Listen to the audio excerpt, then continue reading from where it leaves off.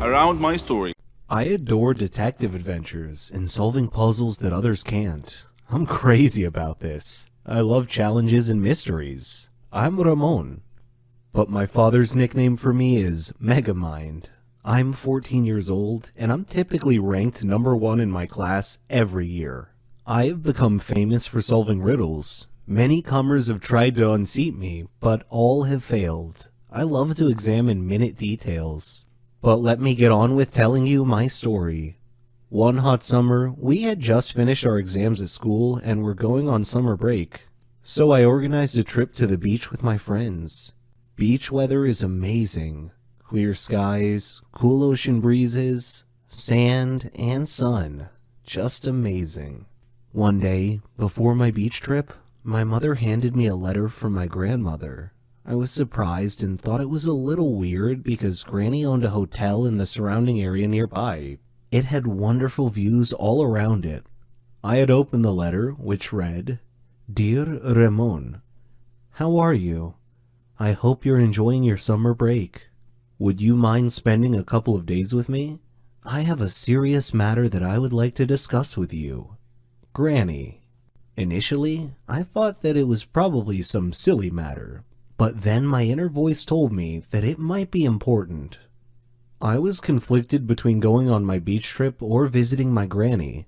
I decided to visit Granny first. She was family after all. So off I went. Though my grandmother lived in a beautiful area, the closer I got to the hotel, the more my inner voice was nagging me. When I arrived at the hotel, Granny was waiting for me. She smiled and hugged me. I had missed her so much. She had company. Raul, her maintenance man, and Malika, her housekeeper and assistant. There weren't any guests in the hotel at the time, and I asked her why. Her face changed, and she said that was what she wanted to speak to me about.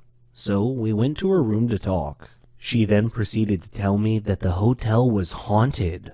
"Haunted?" I exclaimed. "What makes you think that?" Granny said, "The hotel has evil spirits that frighten the guests at night." I didn't want to believe it, but I knew Granny was a rational person. I suspected there was more to this than meets the eye, so I decided to investigate this intriguing mystery. On my first night at the hotel, I waited until midnight. Then I lit a candle and walked through the halls of the hotel. There were photos on the wall, and I could hear whispering and the rustle of the leaves outside. It was a little spooky and unsettling, and made my blood run cold. Suddenly, I heard laughing on both sides of the hotel, and a shadow passed quickly in front of my eyes. Unnerved, I quickly returned to my room, where soon afterwards I heard something scratching on my door. I kept thinking to myself, I am not afraid. I am not afraid. Then the door began opening slowly. I saw a hand on the doorknob. Then the owner of the hand came into view. It was a cloaked, headless man holding a candle. I fainted. The next day, I woke up to find Granny and Malika standing beside me. Granny told me that I had been sleeping a long time. I asked what had happened, and they told me they heard me scream and came to my aid. When they found me, I was unconscious on the floor. At that moment, there was a knock on the door. It was Raul bringing me a drink. That was when I noticed something strange about Raul's face. It was emotionless. Then I glanced at his hands as I accepted the drink from him.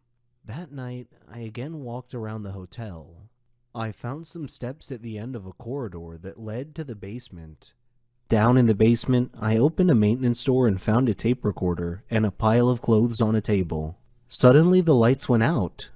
I was groping around in the dark and trying to find my way back when I heard the laughing again. Still, I continued stumbling ahead through the dark. I stepped on an electrical line and tore it off the wall. I returned to my room. My door opened slowly. I was hiding behind the door. I grabbed the loose electrical detonator and touched it to the doorknob. It was live, and I heard a grunt from the owner of the hand on the other side of the door as he or she was shocked. And I heard him or her fall to the floor. It took me a while to find the electrical panel, but I managed to get the lights back on. When I did, I found Raul laying unconscious on the floor next to the doorknob that I had electrified. I called Granny and Malika down to the basement. Granny asked what had happened. I replied, Granny, you really need to screen your employees better. Raul was your ghost. Granny looked shocked and asked me what made me think that. I explained that the hand on my drink today was the same hand I saw on the headless ghost that opened my hotel room door the night before. I also found tools, a tape recorder, and some ghost clothes down here in the basement. In addition, I found the earphones that had been placed around the hotel. Granny was shocked. Raul woke up about that time, and she grilled Raul. Why are you scaring all my guests away, Raul? He said, This hotel used to belong to my family, but you bought it from my grandfather. Well, I wanted it back. Please forgive me. Malika said, We have to call the police. But I said, No, wait, I have an idea. Let's renovate and reopen the hotel with a new name. The Haunted Hotel. Our advertising slogan will be, Spend a night in a haunted hotel. Raul can do his ghost thing with the whispers and the laughing. Why, he can even flicker the lights off and on at a random time once or twice a night just to give the hotel a spooky atmosphere. The idea proved to be a big hit. The haunted hotel attracted many tourists and Granny's business prospered. I had a nice holiday and still managed to fit in my trip to the beach on my summer break.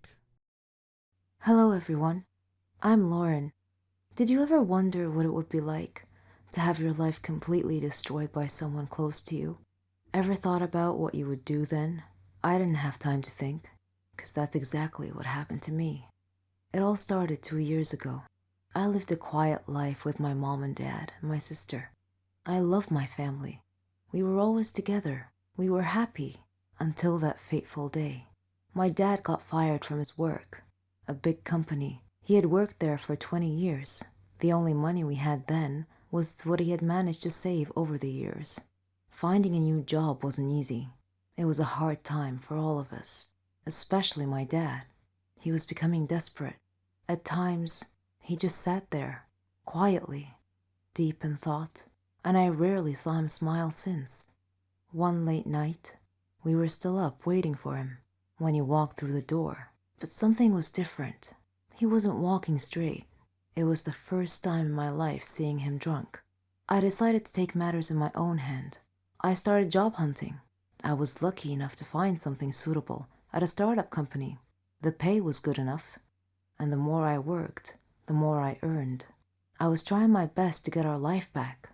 I was giving it all I've got. My dad started asking me for money. I was more than happy to give him what he needed. I didn't even ask what it was for. Then he started asking for more. He came late almost every night, and he was never awake in the morning. It seemed like we hadn't talked together for ages. Then, money started disappearing from my purse. I got home from work one night.